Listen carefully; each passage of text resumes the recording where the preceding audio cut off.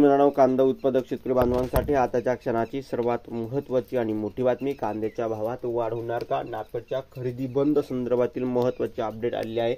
सविस्तर थोडक्यात संपूर्ण लाईव्ह अपडेट आपण व्हिडिओच्या माध्यमातून जाणून घेण्याचा प्रयत्न करणार आहोत। तर महाराष्ट्रातील तमाम कांदा उत्पादक शेतकरी बांधवांना एकच विनंती आहे, व्हिडिओ शेवटपर्यंत नक्कीच बघा।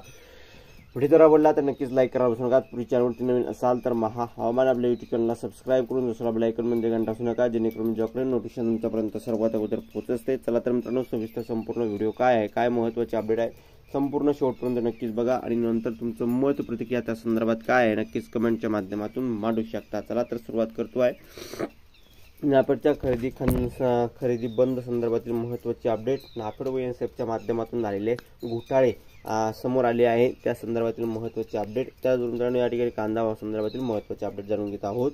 संपूर्ण व्हिडिओ शेवटपर्यंत नक्कीच बघा। व्हिडिओ आवडला तर नक्कीच लाईक, शेअर आणि सबस्क्राईब कमेंट करा, विसरू नका। चला तर मित्रांनो, सुरुवात करतोय। स्क्रीन बघू शकता, कांदा खरेदीत मोठा भ्रष्टाचार झाला आहे। चौकशी होईपर्यंत नाफेड आणि सीसीएफ ची कांदा खरेदी बंद ठेवण्याची मागणी भारत दिगोळे अध्यक्ष महाराष्ट्र कांदा संघटना केली आहे।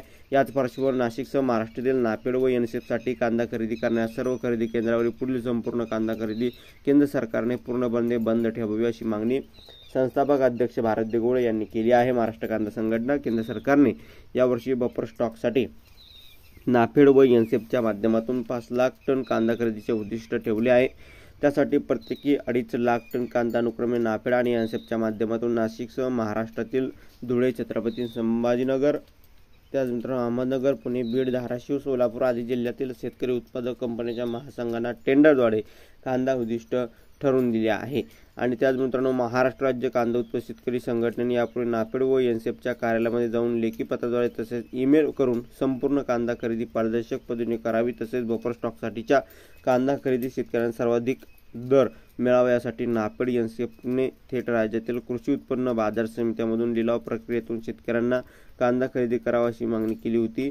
नाफेड व एनएसएफच्या कांदा खरेदीतील या भ्रष्टाचाराची व्याप्ती प्रचंड मोठी असून नाफेडच्या दस्तूरखुद अध्यक्षांनाच नाफेड कांदा खरेदीत प्रचंड मोठा प्रमाणात घोटाळा झाल्याचे निदर्शनास आले आहे। यावरून नाफेड एनएसएफच्या बोगस खरेदीबद्दल महाराष्ट्र राज्य कांदा उत्पादक शेतकरी संघटनेने तसेच राज्यातील कांदा उत्पादकांनी व्यक्त केलेला संशय खरा ठरला असून जोपर्यंत नाफेड एनएसएफच्या कांदा खरेदी बोगसगिरीतील सखोल चौकशी होत नाही तोपर्यंत नाफेड एनएसएफसाठी बफर स्टॉकचा कांदा खरेदी करणाऱ्या सर्व शेतकरी उत्पादक कंपन्यांच्या कांदा खरेदीचे काम केंद्र सरकारने तात्काळ बंद करावे अशी मागणी महाराष्ट्र राज्य कांदा उत्पादक शेतकरी संघटना अध्यक्ष भारत दिगोळे यांनी यावेळी करण्यात आले आहे। तुमचं मत, तुमची मत प्रतिक्रिया मांडा। जास्तीत जास्त महाराष्ट्रातील कांदा उत्पादक शेतकरी बांधवांपर्यंत व्हिडिओ शेअर करा। धन्यवाद। लाईक, शेअर आणि सबस्क्राईब कमेंट करा। समांतर व्हिडिओ आपण महाराष्ट्र सबस्क्राईब करा।